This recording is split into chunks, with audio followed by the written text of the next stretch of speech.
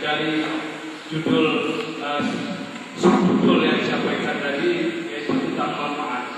Saya pikir di sini kurang tepat kita menggunakan istilah manfaat daripada gempa dan tsunami, tapi lebih kepada dampak.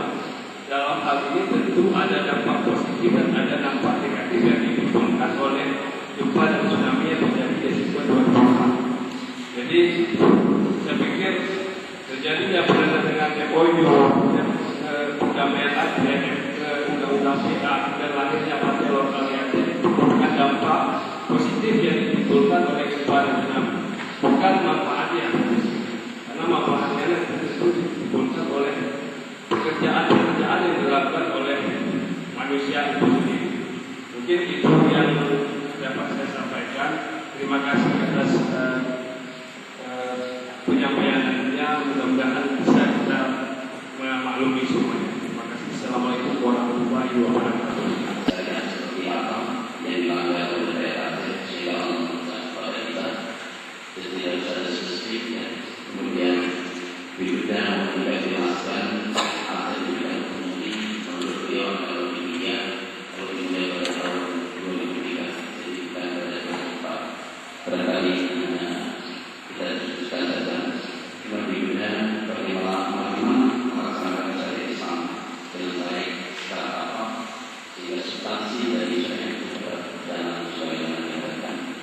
Kemudian dari teman kita Pak Farhanudin dari Partai Rakyat, beliau mengajukan pertanyaan kepada kita, apa saja yang telah dilakukan oleh kampus dalam rekonsiliasi pasca gempa dan tsunami, karena beliau melihat banyak hal sebenarnya kontribusi yang dapat diberikan oleh kampus kita untuk rekonsiliasi itu, yang apa saja yang akan dilakukan oleh kampus berkenaan dengan proyek Istiqomah Dasyat dengan pemberitaan, kemudian korupsi yang dilakukan oleh institusi saudara kita yang saat ini harus dijalankan lama dengan baik.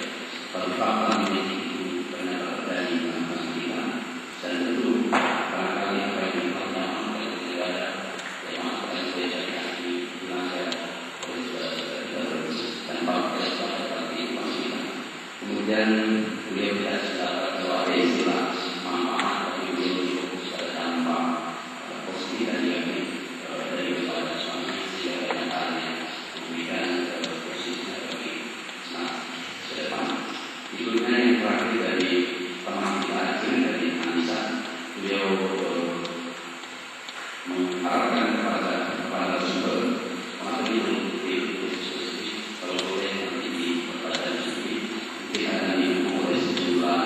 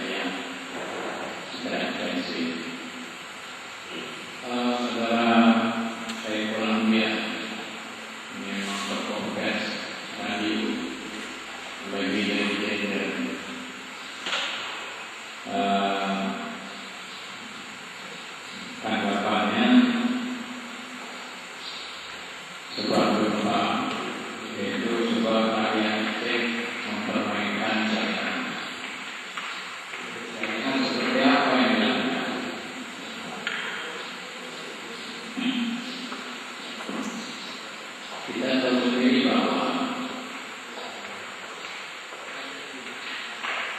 orang Aceh itu dia memahami, dia tahu usahanya,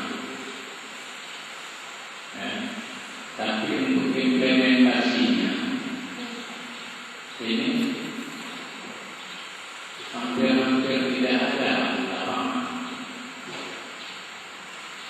Jadi misalnya dia salat, dalam salat itu kan haram mencuri, haram korupsi, haram ngomong yang apalagi ngomong yang baik tidak boleh, apalagi yang jahat. Nah ini cermin dari salat, itu kan syariat. Cermin dari salat kenapa dia kerja-kerja kemanusiaan? Nah ini syariat seperti inilah yang dipermainkan dan menyebabkan Allah Akbar. Ya ayyuhalladzina amanu, hai orang Aceh, orang yang beriman, orang Aceh kan orang yang beriman.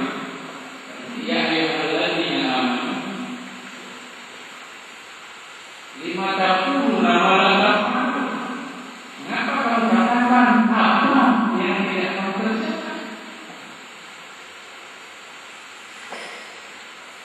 Kekurang itu Allah yang tahu rumah dan amanah di sisi Allah. Apa yang sudah kamu katakan, apa yang sudah kamu ketahui, malah terpaksa yang kamu kerjakan. Allah Maha. Dan itu kita orang Aceh sudah tahu syariat Islam, tapi belum bisa membedakan antara syariat dengan fikih, maka bertengkar terus. Fikih yang dianggap syariat, syariat dianggap fikih. Padahal syariat Islam itu jauh. Fikih itu teknisnya. Fikih teknis. Maka orang sering bertengkar di teknis. Jadi syariat itu lebih umum.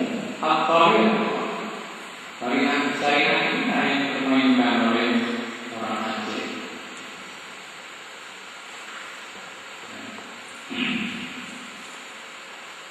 Ya mungkin kalau kita merujuk pada orang yang lebih rinci, ada kaitannya juga dengan pusat.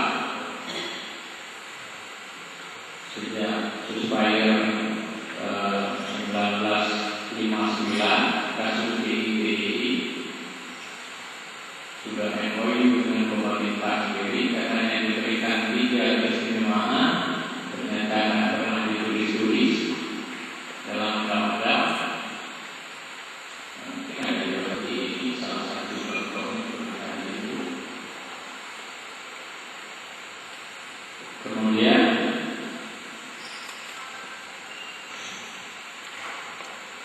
otonomi khusus memang diberikan tahun 2003.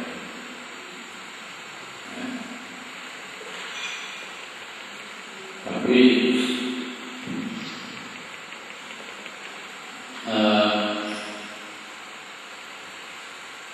ini memang silap saya.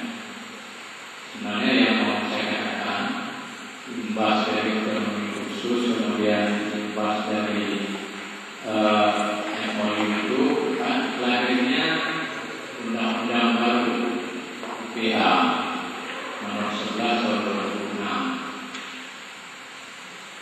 Ini kemudian memperjuangkan syariat. Siapa yang memperjuangkan syariat? Ya yang harus memperjuangkan syariat ya kita semua orang-orang yang sudah mukallaf